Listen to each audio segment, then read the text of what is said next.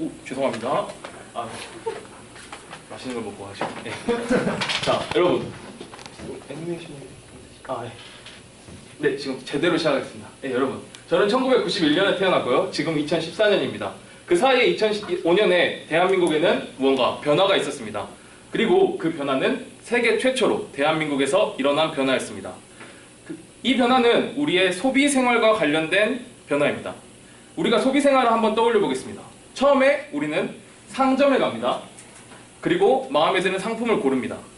그리고 그것을 계산대로 가지고 가서 계산을 합니다. 2005년도까지는 그랬습니다. 하지만 우리는 현금으로 계산을 할 때 2005년 이후에 무언가 한 가지 더 절차를 밟게 됩니다. 여러분, 대충 감이 오시나요? 네, 그렇습니다. 대한민국 정부가 2005년 세계 최초로 시행한 바로 그 정책, 응답하라 2005년 현금 영수증 정책 기획의 현장으로에 대해서 발표할 예비 경제공무원 16일 시설이야. 네, 그럼 먼저 다들 아실 테지만 현금 영수증에 대해서 간략하게 설명을 드리도록 하겠습니다. 현금 영수증이란 우리는 소비 생활을 할 때 카드로 소비를 하거나 또는 현금으로 소비를 합니다.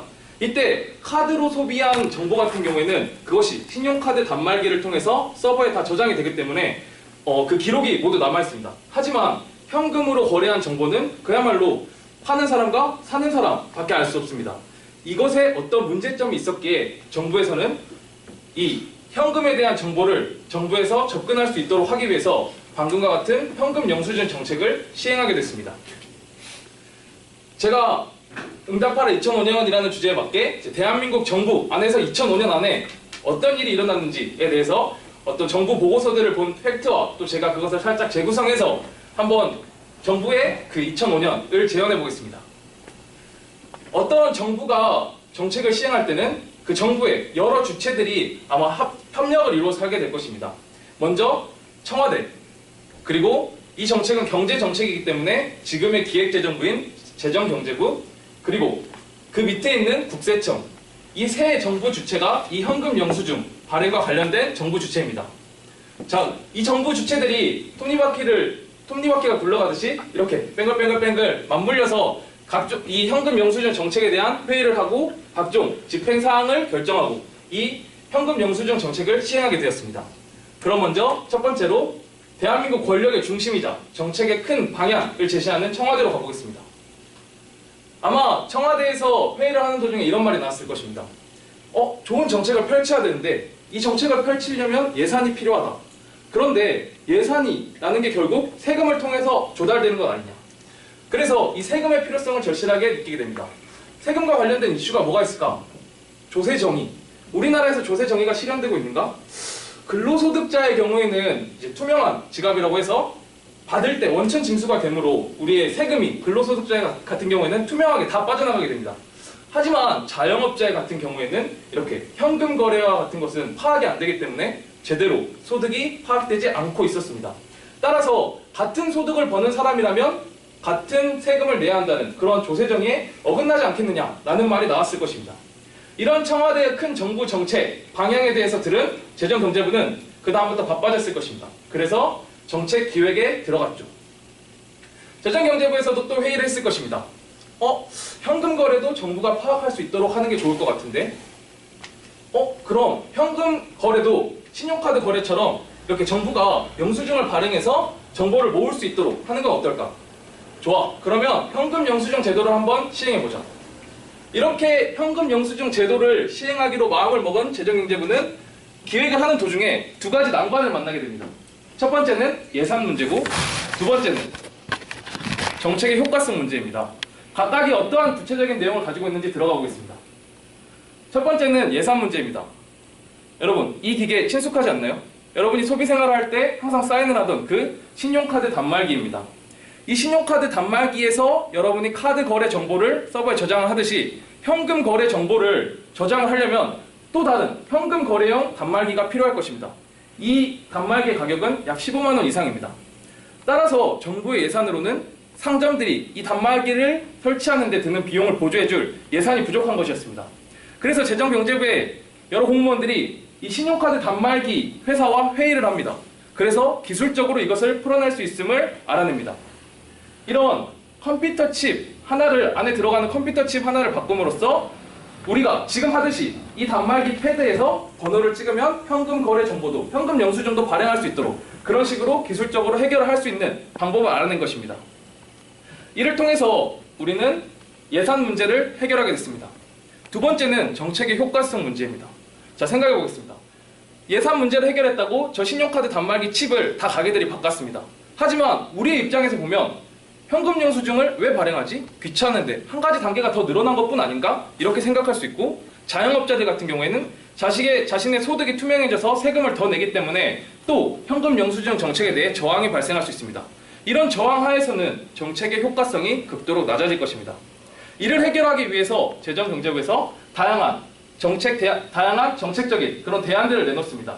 이 중 가장 중요한 것은 첫 번째에 있는 소비자 세금 혜택, 즉 소득공제일 것입니다. 관련 법령을 보겠습니다. 예, 법령을 보면 읽기도 싫지 않나요? 그래서 제가 준비했습니다. 예, 쉽게 설명하기 위해서 다음 수식을 보겠습니다. 우리나라의 소득세를 산출하는 방법은 일단 소득의 세율을 곱한 게 바로 소득세일 것입니다. 하지만 대한민국 정부는 그렇게 야박하지만 않습니다. 먹고 살자고 버는 건데 그 먹고 사는 거에 대해서는 어느 정도 공제를 해줘야 되지 않겠느냐 라는 식으로 소득에서 소득 공제액을 뺀 다음 세율을 곱한 게 기본적인 소득세의 구조입니다. 그렇다면 이 소득 공제는 어떻게 구해지는가? 여기에도 한 가지 비율이 나오는데요. 소득 공제율입니다. 거기에 소득 공제 대상이 되는 금액을 산출해서 다시 한번 곱한 게 소득 공제액입니다.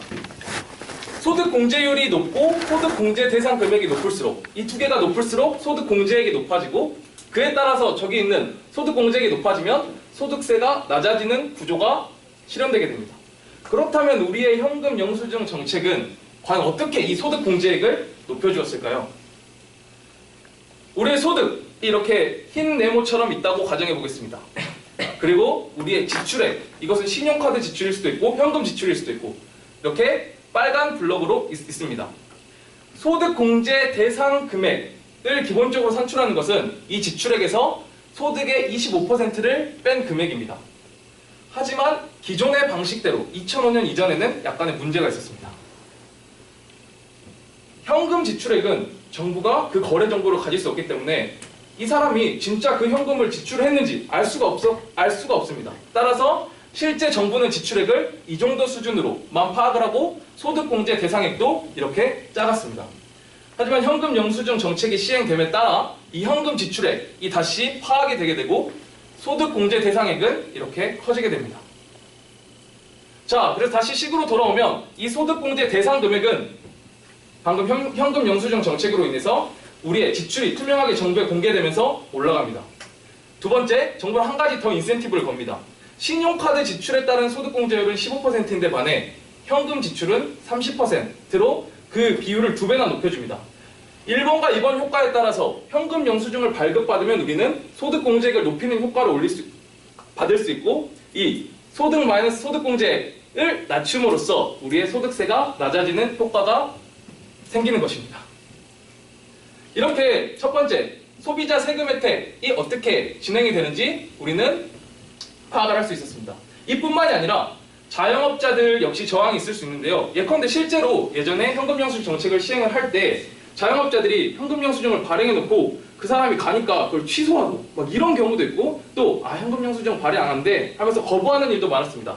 따라서 자영업자들에 대한 인센티브도 충분히 필요했기 때문에 이 자영업자들에 대해서도 세금 혜택을 어느 정도 주게 되고, 또 세 번째, 현금 영수증 복권이라고 해서 현금 영수증을 발행한 소비자들 중 랜덤하게 뽑아서 복권의 당첨 금액을 드리는 형식으로 이렇게 복권 당첨 금액을 드리기도 했습니다.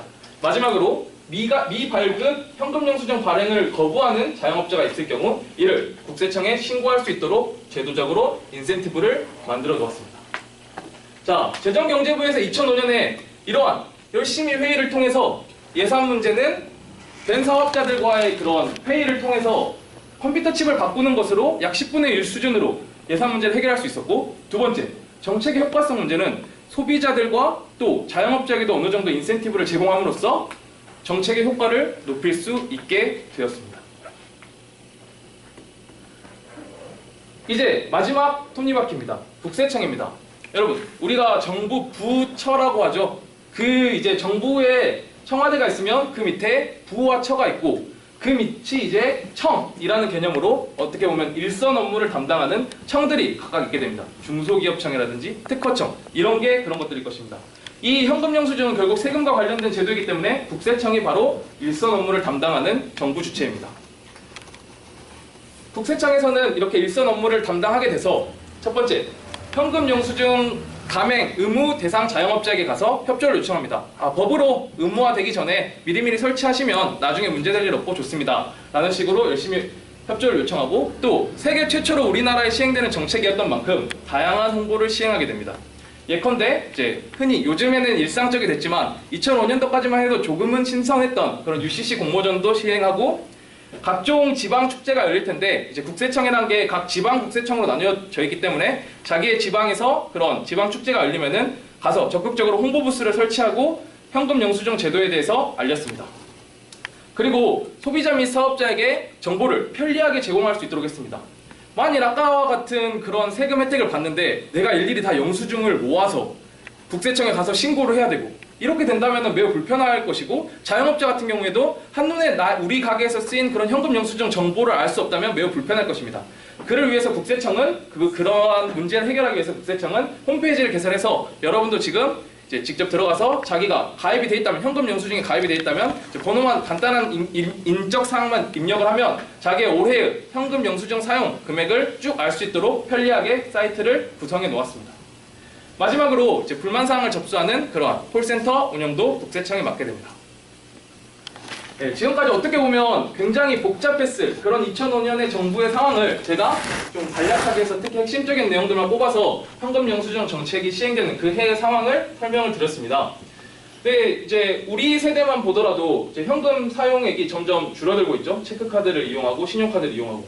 그렇기 때문에 이 현금 영수증 제도에 대한 진정한 평가, 예산이 현금 영수증 정책을 시행하는 데 든 예산이 제대로 효과를 받느냐 같은 것은 다음 세대, 우리 다다음 세대에 가서 현금 사용 비율이 낮아졌을 때도 함께 포괄해서 평가를 해봐야 될 것 같습니다.